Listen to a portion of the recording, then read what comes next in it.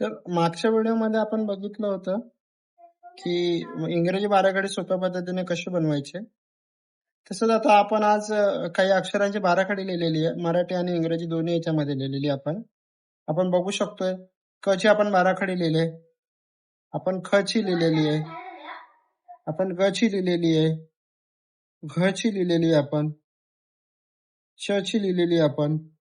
तर तुम्ही बघू शकता जसं की आपण कान्यासाठी ए, पहिल्या वेलांटीसाठी आय, दुसऱ्या वेलांटीसाठी डबल ई, पहिल्या उकारसाठी आपण यू, दुसऱ्या उकारसाठी डबल ओ, एक मात्रेसाठी आपण ई, दोन मात्रेसाठी ए आय, एक काना एक मात्रासाठी ओ, एक काना दोन मात्रेसाठी ए यू, अन साठी ए एन आणि आहा साठी आपण ए एच.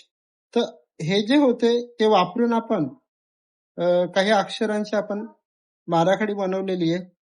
तर तुम्ही बघू शकता आणि याच बाराखडीनुसार आपण आता पुढच्या आपल्या व्हिडिओमध्ये मराठीमधून इंग्रजीमध्ये आपण कशी नावं लिहू शकतो, ज्यामुळे तुम्हाला कल्पना येईल की आपण थोडंफार इंग्रजीमध्ये आपण कसं लिहू शकतो. ते आपण येणाऱ्या आपल्या पुढच्या व्हिडिओमध्ये आपण दाखवणार आहोत.